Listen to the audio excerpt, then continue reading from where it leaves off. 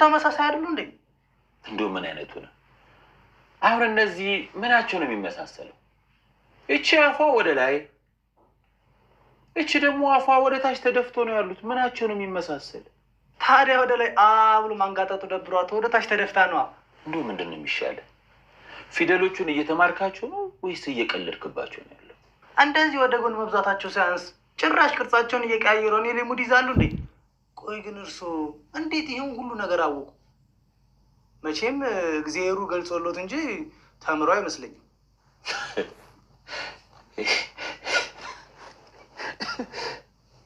ያሲር ይሄ እኮ አንድ ህፃን ትምህርት ቤት ሲገባ የሚማረው ትምህርት ነው።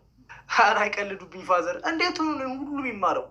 አንዬ የሁለተኛ ክፍል ተማሪ ሆና የአራተኛ ክፍል ሂሳብ ትሰራ ነበር። ያነበበችው፣ በአጋጣሚ የሰማችው፣ ያየችው ነገር በሙሉ አያልፋትም።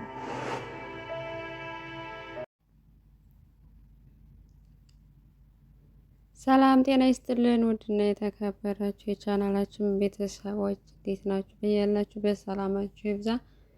ዛሬም እንደተለመደው ኖላዊ ድራማ ክፍል 33ን ይዘንላችሁ መጥተናል። የዛሬው ክፍል እንግዲህ የሚጀምረው በጣም ከረጅም ጊዜ መጥፋት በኋላ የያሲር ጓደኛ መጥቷለኝ። ያው በጣም በተከታታይ ብዙ ክፍሎችን ጠፍቶ ነበርና ከያሲር ጋር ቁጭ ብለው እያወሩ ነበረ። የት ጠፍተህ ነው ምናምን እያሉ እሱም ታስሮ እንደነበርና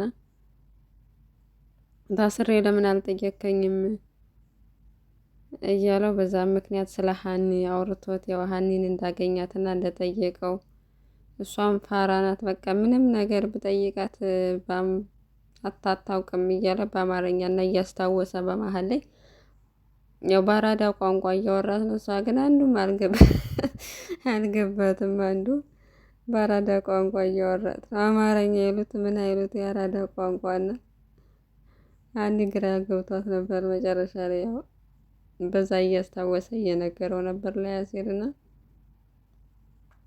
እንዴት ሆነልህ ግን ፍቅሩ ሲለው ያው ሀኒ እህትነቷ በልጦብኝ ፎንቃውን ትቻለሁ ምናምን አለው።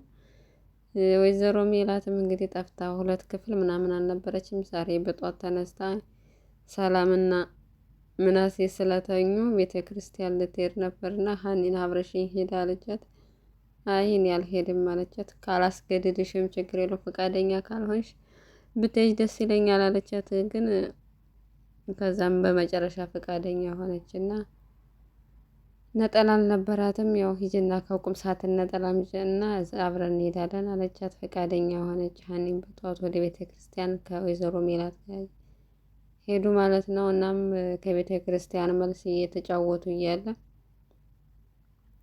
ያው ዞሮ ወይዘሮ ሜላት ስለማታውቅ ነው እንጂ ሀና ማለት ሀሴት ናት እና እያንዳንዱ የምትወዳቸው ነገሮች በልጅነት የምታደርጋቸው ነገሮች ሁሉ እሷ የምትወዳቸው ናት እና ያው ስላልነቃች ነው እንጂ እያንዳንዷ ሁሉ ነገሯ ታስታውሳታለች። እና ኬክ በጣም ተወድ ነበር ልጅ እያለች ሀና ማለት ሀሴት ሀንም ኬክ ትወዳለች። መሆን የምትፈልገው ራሱ ልጅ እያለች ዶክተር ነበር፣ ሐኪም ሆነ ተወድ ነበር። አሁንም ነርስ ናት እና ይህ ሁሉ ነገር ግጥምጥሞች ነው። ግን ስላልነቃች በጣም የምትወዳት ልጇን ሀሴትን እየናፈቀች ግን ደግሞ አጠገቧ ነው ያለችው፣ አልገባት እና በሌላ በኩል ደግሞ አባባ ኖላዊና ያሲር እንግዲህ ያሲር በልጅነቱ እናትና አባቱ ስለሞቱበት በእንጀራ አባት ነው ያደገው። ከዛም ወደ ጎዳና ላይ ስለወጣ ትምህርት ቤት አልገባም። ትምህርት ቤት ስላልገባ ምንም ፊደሎችን ምንም አለይም ማለት ነው እስከዚህ እድሜው ድረስ ስላለየ እንግዲህ አባባ ኖላዊ የበኩላቸውን ድርሻ ሊወጡ ሀሁ እያስተማረው ነው ለያሲር እና ያሲር ግን ያው ሙድ እየያዘባቸው ፊደሎቹ ላይ እና ሀና አስጠንተውት ከዛ በኋላ ሲመጣ በላይ ሲመጣ ተመሳሳይ ፊደል መስለውታል። ያው ምንም ልዩነት የለም። ወደ ላይ አንገቷን ትናንት ወደ ላይ ያንጋጠጠች ናት፣ ደብሯት ነው ወደ ታች አንጋጠጠች እያለ በፊደሉ ሙድ ይዛልና አባባ ኖላዊም አያውቁም ነበር። ግን ሀኒ ልጅ እያለች በጣም ጥያቄ ትጠይቅ ነበር። ከምትጠይቃቸው ጥያቄዎቹም ያው ሰው መምህሮቹ ሰው ከዝንጀሮ ነው የመጣ አባባ ቄሱ ግን ከአፈር ነው የተሰራ አለን ምናምን እያለች በጣም ብዙ ጥያቄ ትጠይቅ ነበር። አንዳንዴ ጠያቂ ልጅ እና አንዳንዴ ወላጆች ከልጆቻቸው ያነሰ እውቀት ሲኖራቸው ለልጆቻቸው የሚጠይቁት ያጣሉ እና በዛም አማካኝነት አባባ ኖላዊ ጊዜ እሳቸውም ባይማሩም ለእሷ መልስ ሲፈልጉ አንዳንድ መጽሐፎችን እያጠኑ እያነበቡ እንግዲህ ለሀና ሲሉ ጎበዝ ሁኛለሁ ምናምን እያሉ እያስታወሱ በትውስታ እየነገሩት ነበር። በጣም ብዙ ጥያቄ ትጠይቅ ነበር ሀኒ ልጅ እያለች። እናም በጣም ነው የሚያስቁት ያሲርና አባባ ኖላዊ። እሱ የሚያውቃት ፍቅር የሚለውን ፊደል ነው ያሲር ብዙ ጊዜ የሚያጠናትና የሚጠይቃትም እሷን ብድን እና አባባ ኖላዊ ለምንድን ነው ግን እስኪ ፍቅርን የሚለውን ፊደል አሳየኝ ያልከኝ እያሉት ነበረ። ኧረ አባላይ የለኩኝ እያለ በጣም ደስ የሚለው ሁለታቸው ጥምረት የሆነ በቃ በጣም ነው ደስ የሚሉት ጥምረታቸው፣ መተሳሰባቸው ያላቸው እንትን ያላቸው ኬሚስትሪ በጣም ነው ደስ የሚለው። እንግዲህ ወይዘሮ ሜላትና ሀኒ ወደ ቤተ ክርስቲያን ሲመጡ ያው ቁርስ እንብላ፣ እኔም ካንቺ ጋር አብሬ ጊዜ ማሳለፍ ፈልጋለሁ፣ ቁርስ እንብላ ብላ ቁርስ ጋበዘቻት። በዛውም ኬክ ጋብዛት ነበር ያው ኬክ ስለምትወድ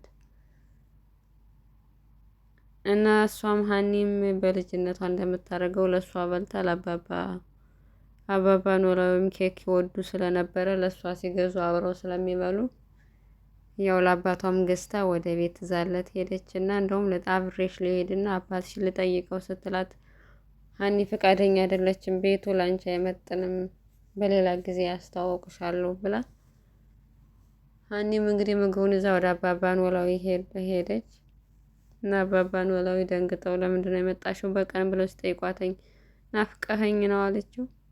ኧረ እባክሽ አንቺ ልጅ እብደትሽን ተይ ምናምን እያሉ ያው ኬኩን ልትሰጣቸው እንደመጣች እና ተመልሰው ወደ ስራ መሄድ እንዳለባት ነገረቻቸው እና ኬኩን በልተው ወደውታል።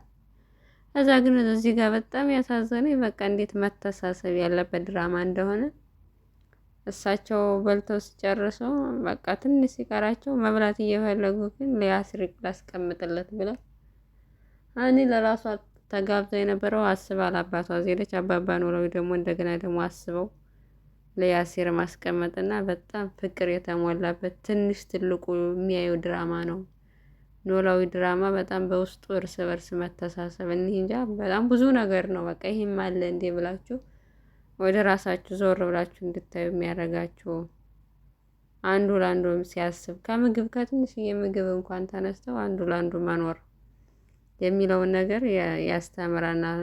ወይዘሮ ሜላትም ለሀኒ ታስብላታለች።